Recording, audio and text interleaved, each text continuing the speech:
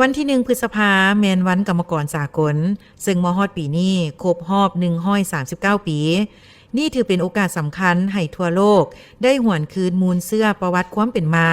ก็คือกระบวนการต่อสู้ของชนชั้นกรรมกรในทั่วโลกที่พร้อมกันต่อสู้เพื่อทวงเอาสิทธิผลประโยชน์อันชอบธรรมของตนย้อนภายใต้การปกครองของพวกนายทุนนับแต่ท้ายศตวรรษที่18หาต้นศตวรรษที่19พวกเขาได้กดขี่ขูดฮีดบังคับข่มเหงให้กรรมกรผู้ออกแรงงานโดยบ่มีเวลาพักผ่อนมื้อหนึ่งเฮ็ดเวียก14-15 ชั่วโมง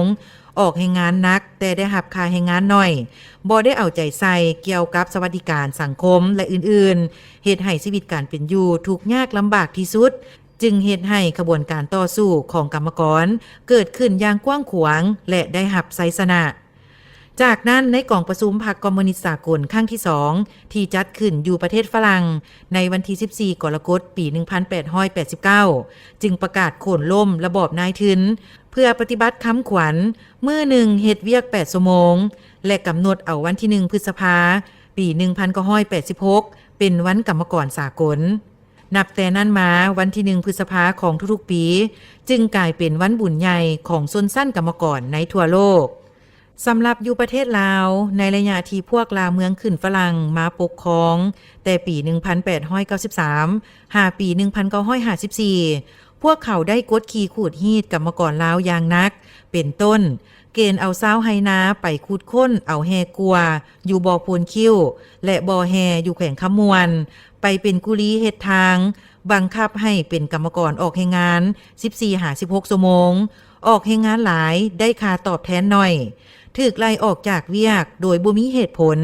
บ่ได้รับการเบิ่งแยงทางด้านสวัสดิการและอื่นๆจากสภาพการที่เกิดขึ้นชนชั้นกรรมกรก็คือผู้ออกแรงงานลาวบรรดาเผ่า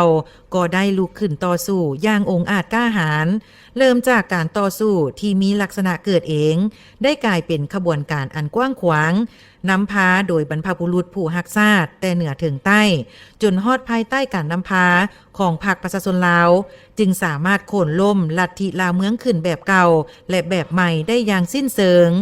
แล้วสถาปนาสาธารณรัฐประชาธิปไตยประชาชนลาวขึ้นอย่างสง่าผ่าเผยในวันที่2 ธันวาคมปี 1975ซึ่งเป็นบาทเลี้ยวประวัติศาสตร์อันสำคัญของชาติลาวเฮาในระยะผ่านมาก็คือปัจจุบันพรรคและรัฐบาลย้ำใดก็ได้เอาใจใส่ต่อการเบิ่งแยงชีวิตการเป็นอยู่ของกรรมกรและผู้ออกแรงงานลาวบรรดาเผ่าโดยมอบให้ศูนย์กลางสหพันธ์กรรมบาลลาวเอาใจใส่ปกป้องสิทธิผลประโยชน์อันชอบธรรมของเขาเจ้าเป็นต้นการปฏิบัตินโยบายเบิ่งแยงดูแลในเวลาเจ็บเป็นเสียชีวิตการไกลเกลี่ยข้อขัดแย้งแรงงานการประกันสังคมปัญหาสุขภาพความปลอดภัยในการออกแรงงานและการปรับขึ้นค่าแรงงานขั้นต่ำตามเงื่อนไขเหมาะสมในแต่ละระยะ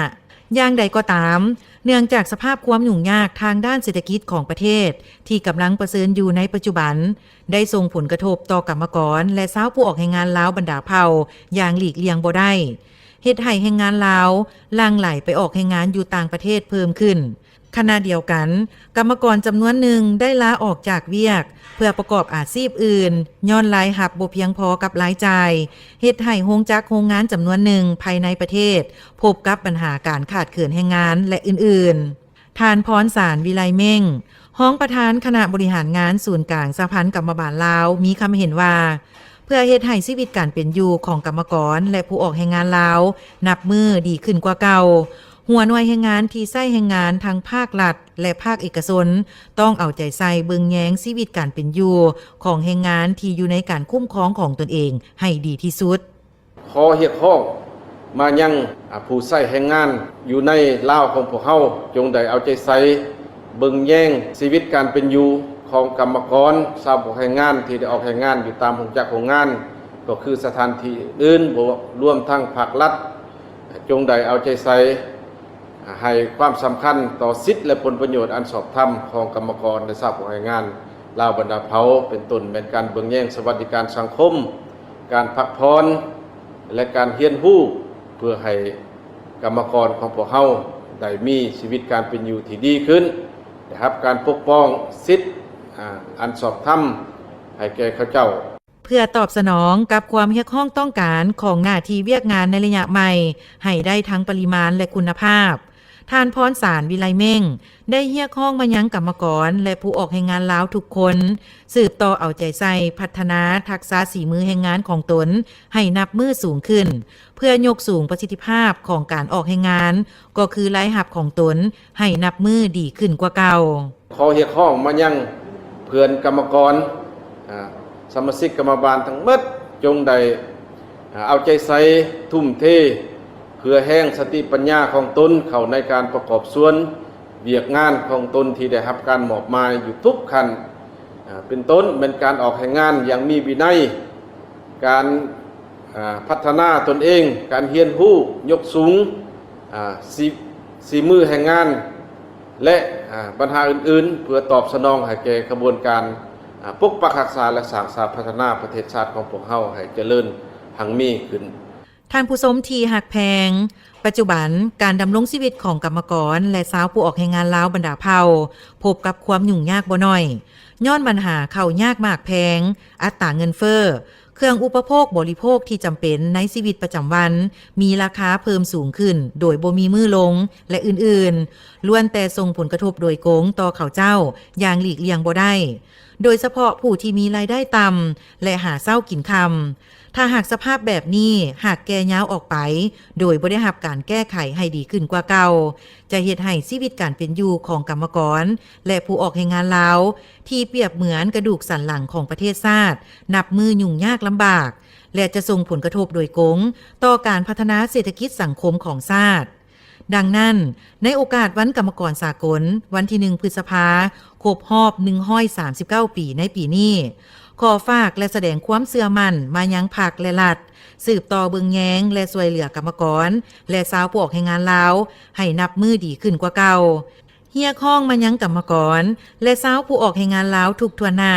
ต้องเอาใจใส่บุกบืนและห้าวหันพัฒนาตนเองทั้งทางด้านความรู้ความสามารถเพื่อเฮ็ดสำเร็จทุกหน้าที่วิชาเฉพาะของตนที่ถูกมอบหมายให้